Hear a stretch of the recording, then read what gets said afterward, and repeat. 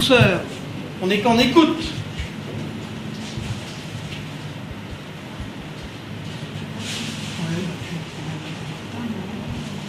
Ça va? Sur le ventre, l'orientation un peu vers le bas.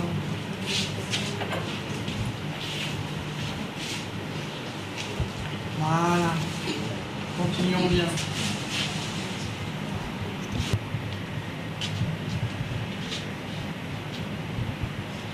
Là, par exemple, on a un sacrum qui bouge bien, qui est très posé, qui est relâché, mais on a un sternum qui tire un peu, qui est un peu dur sous la main.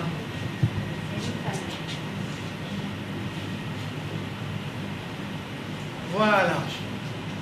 Pardon. Ouais. On vient voir. On prend section-là sur la table. Expliquer à la personne comment elle est posée sur la table, comment sa région lombaire est posée, comment éventuellement sa région cervicale même est venue se poser. D'accord. Voilà, et puis on va leur dire tout doucement aux patients de s'étirer, hein, de faire des grimaces, de lever les bras en l'air, un peu de s'étirer dans tous les sens. Voilà. Parce que c'est fini de dormir, la sieste est finie. On va leur dire de retourner parmi l'assistance et les 5 thérapeutes qui ont bien travaillé vont avoir le droit d'être patients. Et on prend 5 nouveaux thérapeutes. Donc les thérapeutes qui sont les patients, en cadeau.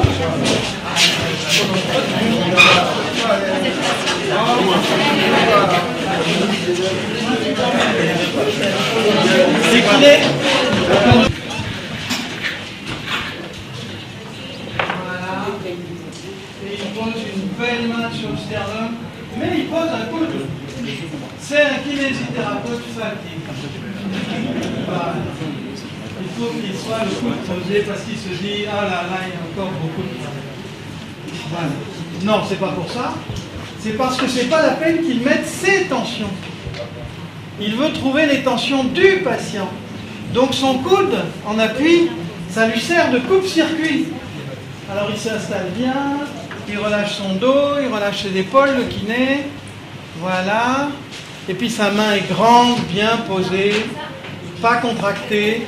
Elle est posée de son poids. Il n'y a pas les muscles du poignet là contractés, on est tout mou. Tout posé, plouf. Tordu un peu. Très bien. On dirait que le sternum verse un peu vers la gauche, là, la gauche du patient. Eh bien, on peut inviter le thérapeute à aller, à augmenter à peine, ça se verrait presque pas de l'extérieur, de suivre tout doucement, voilà, tout doucement ce mouvement, de l'exagérer. Parce qu'une tension, au lieu de vouloir tirer dessus, si on lui disait d'abord je te laisse faire, je te raccourcis, et plus tu te raccourcis, plus je te suis, ben elle va s'éteindre, elle va se détendre tout doucement. C'est comme dans les arts martiaux. Au lieu de lutter contre l'autre, si on suit son mouvement, ben, il y a un moment donné, c'est l'autre on est plus fort que lui, on le déséquilibre, en suivant son mouvement. La main, je fais exprès. Avec le talon de la main, d'accord? On va descendre dans le ventre, voilà, jusqu'à qu'on sente là, ouh, qu'est-ce qu'on sent là au milieu, pas tout à fait au milieu, un tout petit peu sur le côté, de bien dur, hein, qu'on pourrait presque faire rouler un peu avec le talon de la main, un gros muscle. Est-ce que vous savez votre anatomie, les kinés, là? Non? Si. Quel est le gros muscle qui s'insère là devant la région lombaire? De chaque côté, là, au fond. Le psoas. Vous connaissez le psoas? Qui est devant la région lombaire, voilà. Pas besoin d'appuyer beaucoup. Voilà, et on essaye de bien maintenant faire respirer les deux ensemble. La pression augmente par moment, la pression diminue par moment. Comme s'il y avait un mouvement très lent, comme ça, en vague. Ça va, bonjour? C'est fini, je fais la dernière page? Il y a encore une page. Oui, il y a encore une page. Voilà, bien là, ouais. Tu laisses en contact du psoas, là. Voilà, là. Hein? Cette masse là qu'on sent à travers le talon de la main. Pourquoi y aller avec le talon de la main plutôt qu'avec le bout des doigts?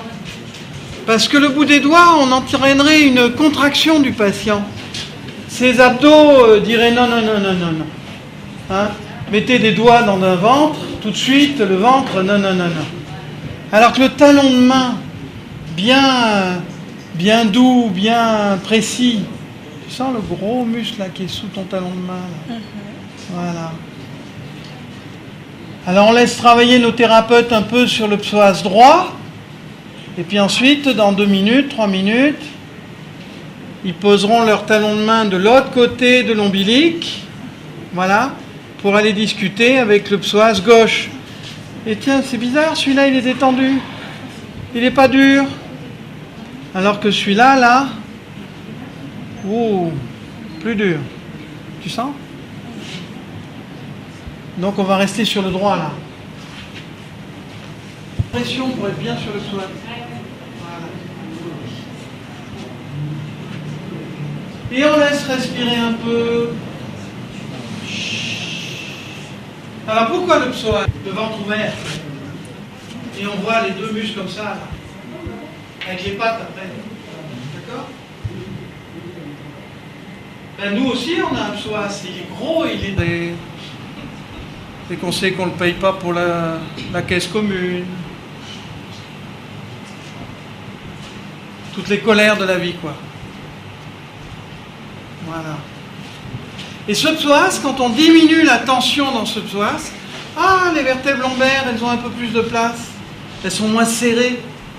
Et entre les vertèbres lombaires, on a nos fameux disques, dont on a tellement entendu parler ce matin. Disques qui sont hydrophiles, comme on l'a dit dès la première phrase. Le docteur Ouattara nous l'a dit dès le début. Le disque est hydrophile. Le matin, il est plus grand. Le soir, il est plus petit. Parce que le soir, il s'est vidé d'eau. Et le matin, il s'est rempli d'eau. C'est pour ça que toutes les personnes qui ont mal doivent boire beaucoup d'eau pour tenter de remplir leur nucleus pulposus, leur noyau pulpeux, le disque. Et si le psoas est moins contracté, le disque est moins serré. Voilà. Et là, tout doucement, on va faire la même manœuvre. On va dire que on regarde les lordoses, on regarde comment les gens sont maintenant posés sur la table, comment ils se sont posés sur la table. On va leur demander de s'étirer un peu, de grimacer. Et puis on fait le même système, c'est-à-dire que les 5 thérapeutes vont devenir patients. Et les 5 patients, au revoir. Ça va, Marjo? Bonjour.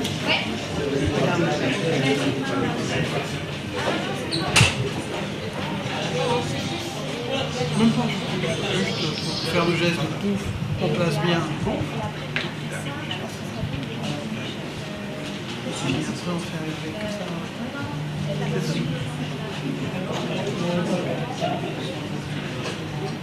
Comme ça là, tu vois?